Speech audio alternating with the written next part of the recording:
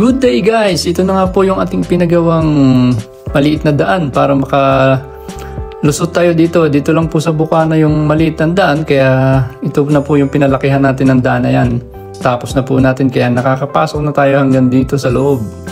At papunta po ito doon sa ating lupa na paggagawa natin ng bakod. Kaya tara na po at ating puntahan. Let's go! So bali hanggang dito lang po ang naaabot ng ating sasakyan dahil yung paloob po ay pataas na. So pakilala muna po natin ang ating channel bago natin umpisa ng pagpapagawa. Let's go!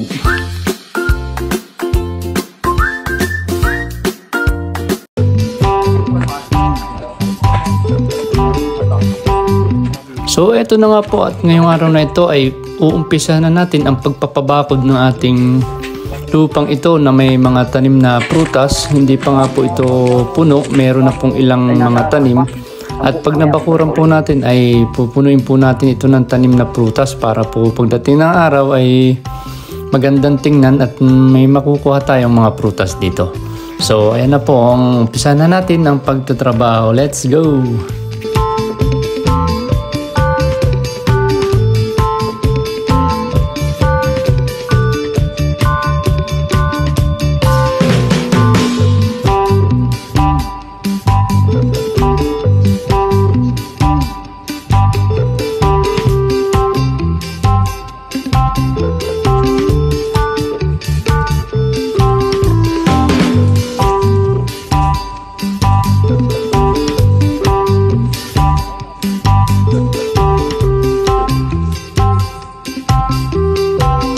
Noong unang araw nga po ay naghukay sila ng lupa at yan po ipipilahan nila ng hollow blocks. At ngayon po pangalawang araw ay naghahakot na sila ng hollow blocks dito.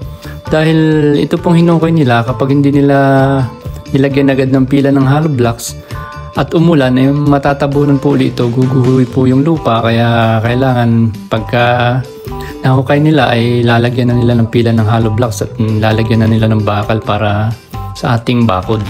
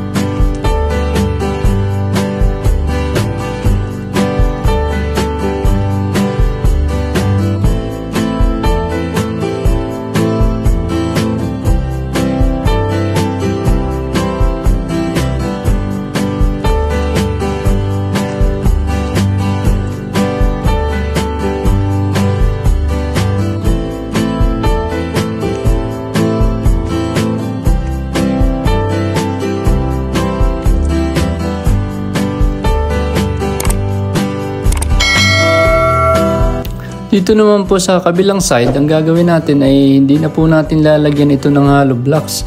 Bale, butas na lang po, tapos bubuhusan ng semento at saka tubo. Tapos saka natin lalagyan ng barbed wire yan pagkatapos na malagyan lahat ng tubo paikot. Dahil mahirap pong hukayin ang lupa dahil maraming nakatanim na kahoy, marami siyang ugat.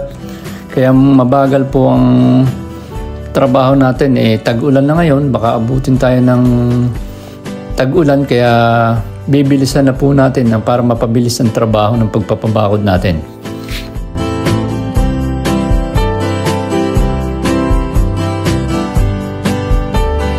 Ngayon nga po ay paapat na araw na nilang nagtatrabaho at ito po yung una nilang ginawa. Ayan, nalagyan na nila ng hollow blocks. Inuna po nila ito dahil ito po yung kabilang side. At magtataka kayo bakit ganyan yung pila ng hollow blocks niya, hindi pantay. Dahil po itong lupa, hindi po ito level. Simula po dun sa pinapasukang daan, paakyat po ito pataas, parang medyo bundok po ang style nito.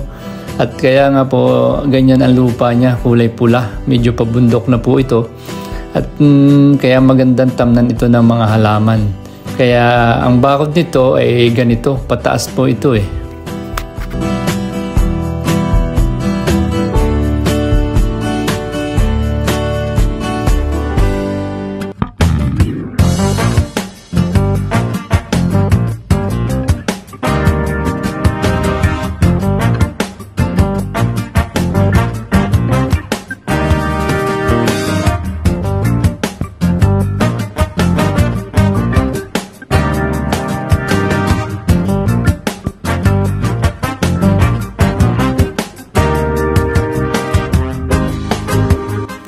At ito naman po yung ilang tanim namin na meron kami dito. Ayan po yung aming foreman na gumagawa ng ating bakod. Biro nyo yan, napakasipag yan. Foreman na po yan. Ay naglilinis pa ng puno ng lansones. Shoutout sa iyo, foreman Gilbert Bautista. Ito po ay taga Socorro, Oriental Mindoro area po. Kung gusto nyo magpa-renovate ng bahay, magpagawa kung ano man, kontakin nyo lang po siya. Napakasipag po yan. Nice.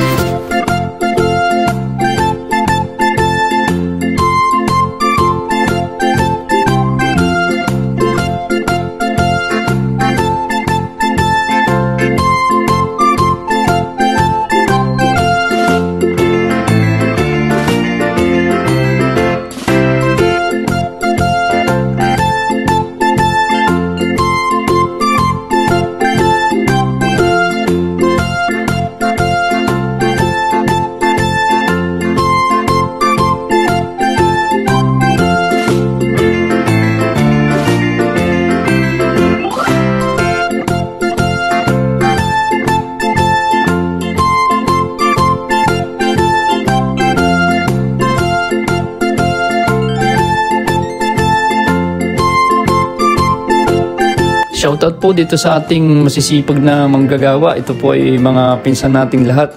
Ito po ay mga magagandang lalaki na, masisipag pa, isang ka pa, tunay ka. Kaya na po, ito po ay nanggagaling sa baba at kagaya nga sabi ko kanina, pataas po ito kaya medyo mabagal po ang paggawa ng ating pagpapabako dito dahil hinahakot po nila ito pataas, mano-mano, yung buhangin, semento, hollow blocks at saka yung mga ibang lahat po ng ginagamit nila sa pagbabakod. Kaya medyo mabagal po ang trabaho dito. Wala pong daan ng sasakyan dito pataas kaya mano-mano po ito. So guys, hanggang dito na lang muna ang ating video at sa sunod po ang continuation. So thank you for watching. See you!